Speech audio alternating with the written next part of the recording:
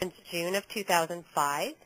In his time at JESNA, he's helped the agency improve Jewish education in North America by focusing on figuring out what works in Jewish education and actively disseminating and helping apply it in geographic and topical communities throughout North America.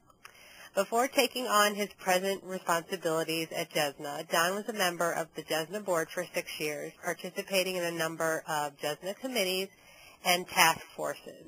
He has also served as congregational president, a founder and president of Kol Ami, the Community Hebrew School of Columbus, and vice chair of the Columbus Jewish Federation for a decade, in charge of allocations and strategic planning.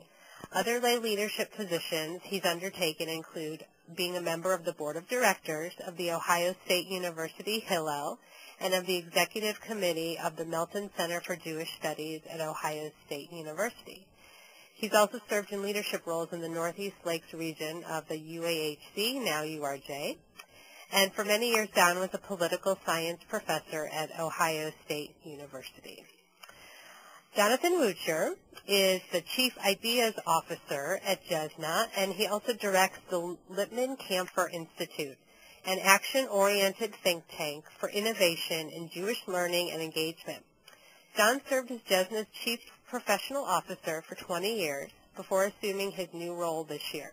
In addition to guiding the work of the Lippmann-Kampfer Institute, he's a member of the agency's senior management, working with his colleagues on JESNA's strategic direction, new project development, external relations, and financial resource development.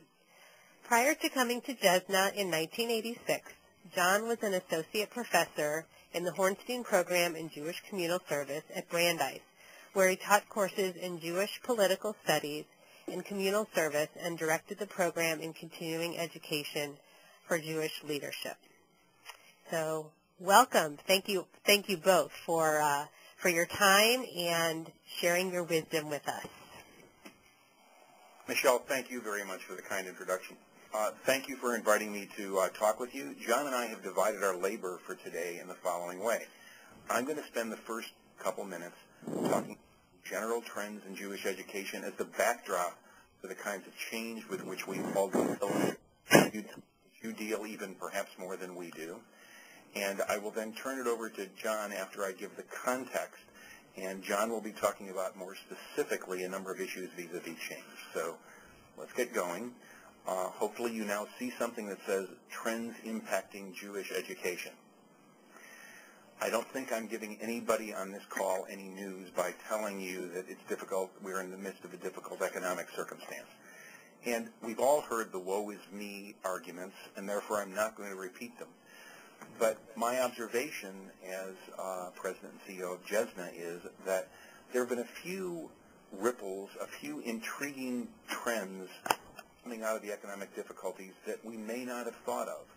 One of the things we found is the value from investments is a priority for many of the folks that we're dealing with in the Jewish educational world. All of a sudden, because money is a little bit more scarce, they want to make sure that they want to give more scrutiny to what it is that they're putting their money into. And that means that they are more attentive to what's going on. And to be honest with you, I find that all for the good. In our conversation after we've done this presentation, I'm happy to have to go back and forth with some of you on that point. Secondly, what you see up there is that some folks that I've come across are more open to considering change. In other words, people who've been more status quo oriented are realizing that they need to try to shake things up, and they don't have as much money to do that, so they're looking for solutions that might not be as status quo oriented. I'm finding more openness than I found, which you might find odd. It's not everybody, but that's happened. The example that I want to give, I guess at least a few of you know about our work in trying to change substantially supplementary education. And a couple of years ago, when we had put together our program together with central agencies, calling it WOW, we thought we were ready. But it turns out that many communities didn't think they were ready, and therefore we weren't getting folks being quite receptive to a very substantial change that's community-based. I'll talk about it a little bit more in a few moments in supplementary education. all of a sudden now we have many communities who are knocking on our door. We have a pilot going in Columbus, and a number of communities, a few of whom are represented by those of you on the phone call, are knocking on our doors. And that's just an example. I think the economy is part of that. I think that there's a realization that that particular issue area is important. But for a variety of reasons, we're seeing more impetus for change in some areas than we did before.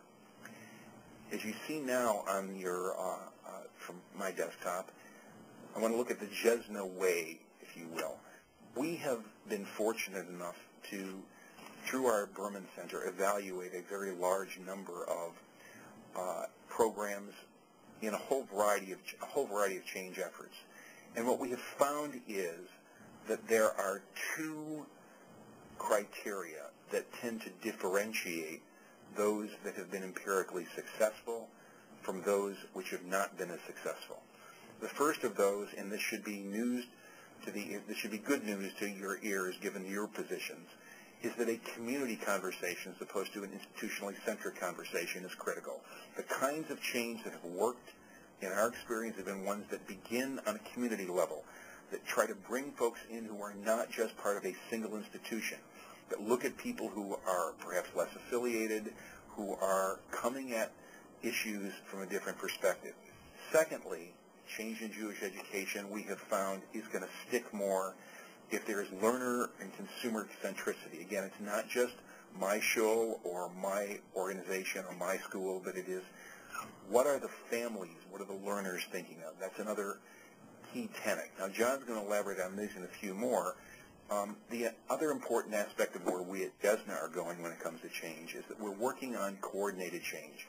John and the Lippenkamper Institute are working very hard and very successfully in the early stages of working on transformational change in Jewish education. There are many others who are being more incremental in their change, and we're trying to coordinate amongst those. My last slide before we turn things over to John is a little bit even broader context. If we've been talking at 30,000 feet, I'm going to go up to 40 or 50,000 feet for just a moment before I hand it off to John. Looking at some mega trends that are impacting the future of American Judaism in general.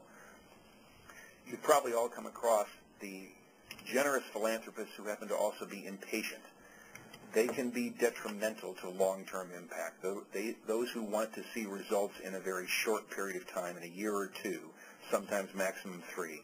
We know that in Jewish education that's not always plausible, that's not possible.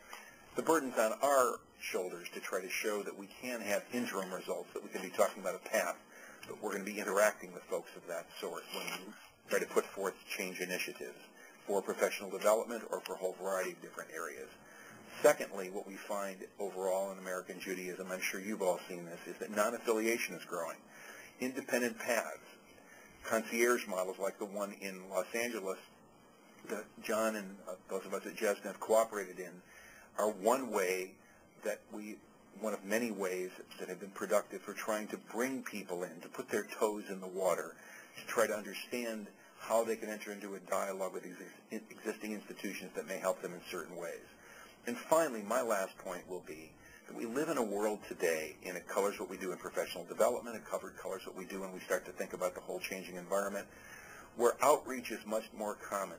But I'm seeing a divisiveness. I'm seeing there is an acceptance amongst many more folks in the Jewish education world that groups that are intermarried, that individuals who have chosen different paths are ones with whom we should be in conversation. But for others, this is a line that shouldn't be crossed, and that leads to a very intriguing dilemma. So let me pass it over to John, who's going to talk a bit more specifically now about other types of change. John?